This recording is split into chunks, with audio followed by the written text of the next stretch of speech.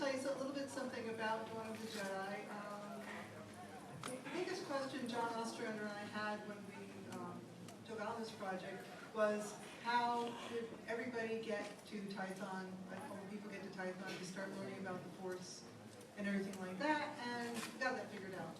You know, they went there in ships, but you'll find out about that later. But the bigger question we had was, what did they do for 10,000 years? Sit around grouping on the Force? They could, but that would be very interesting. So, you know, they've been through some wars, they've been through some peaceful times, but we're coming into the era when there is an inciting incident that happens that's going to change everything that these people have known for 10,000 years of, you know, working with the Force and trying to live with the Force and trying to understand it. And the character named Zesh, who is a Force Hound, is part of that inciting incident that has happened.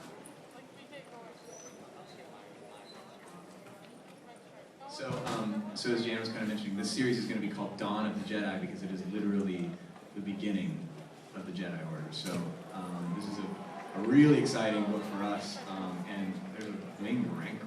Like, how awesome is that? Seriously, for any Star Wars fan. And we've actually got some concepts that I'm going to let Jan kind of talk through here in a second. Jan, can you tell us what we're looking at here? Well, this is one of the pyramid ships called the Thoyor, and it's the transportation mode that the people who became Jedi took to Tython. There's no hyperdrives at the time, 36, whatever it is, BBY. So they had to get there. We kind of figure out how they get there. Well, these are the Thoyor, and they really don't understand the origin. They don't know about the origin. There is as much of a mystery to the Jedi as they are to the reader. This is the temple. There's going to be 9 different temples, sorry, on Tython, and this is one of them. This one is called Forge, and this is where the Jedi go if they want to develop weapons, develop ships, and anything that's technological. And this is one of the meditation temples, and in the background you can see the 2 moons that are on Tython. And this is a meditation temple. It's very cold, and they meditate outside a lot. A lot of them don't really like it, but you know, I mean, but they've got the Force, so they've got it. I could stand in the cold if I could, you know, do half the things you can do as a Jedi for a few hours and meditate. We're going to leave Jan up here for some questions at the end.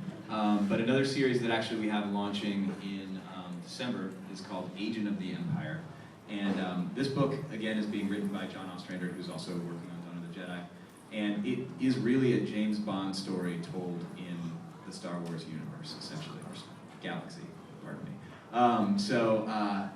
This is a book that I know Randy Stradley, who has been, you know, kind of shepherding our Star Wars line for quite some time now, is really excited about because he's a big fan of the James Bond novels, and sort of he and John had worked on this idea of how to, you know, create a character who's essentially, you know, I mean, he's basically literally a secret agent for the Empire, and he has sort of a droid counterpart that that kind of tags along with him through some adventures, and it's a really fun book. I've seen the first issue, and it's definitely going to be something that I think is going to appeal both to Star Wars fans and then also to people who just want to read kind of a fun sort of action story.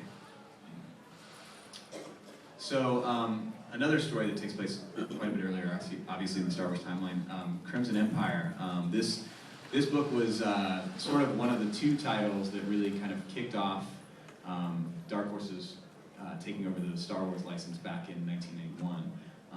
And essentially what's happened is we've done, you know, we did 1 series which was hugely popular, we did a 2nd series which was also very popular, and for years we kept hearing that, you know, fans wanted more stories from this time period with these characters.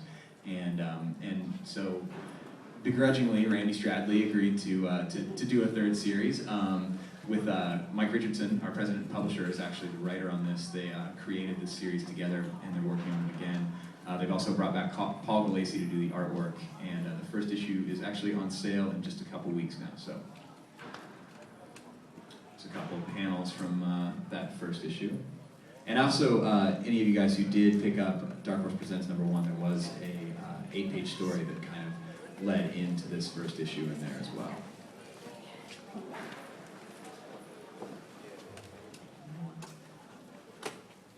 So, a series that we did a few years back that was tied in directly to the video game from LucasArts was Star Wars Knights of the Old Republic.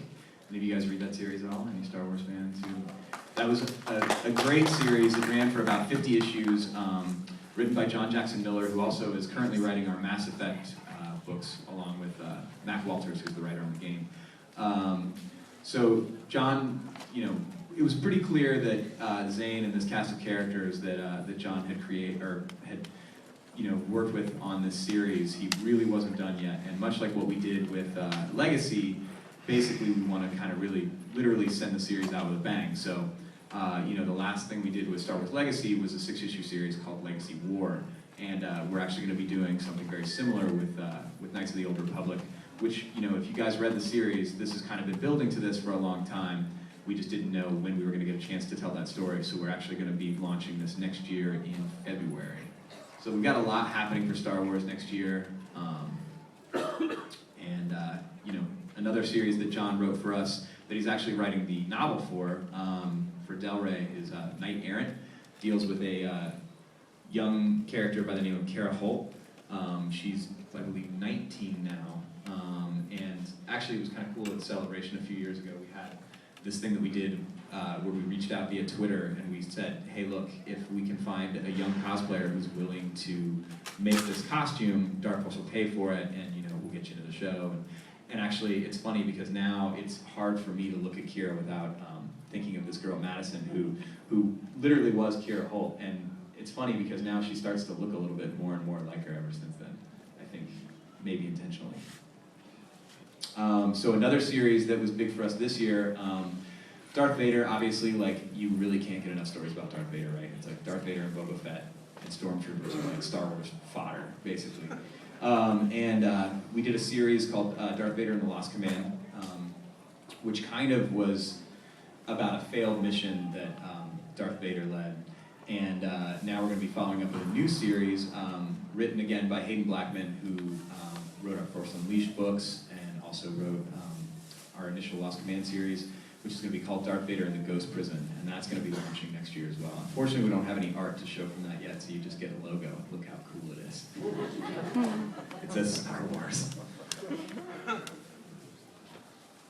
So, speaking of Boba Fett, another series that we did this past year, well, actually started 2 years ago, was Star Wars Blood Ties, and that really focused on Jango Fett and Boba Fett.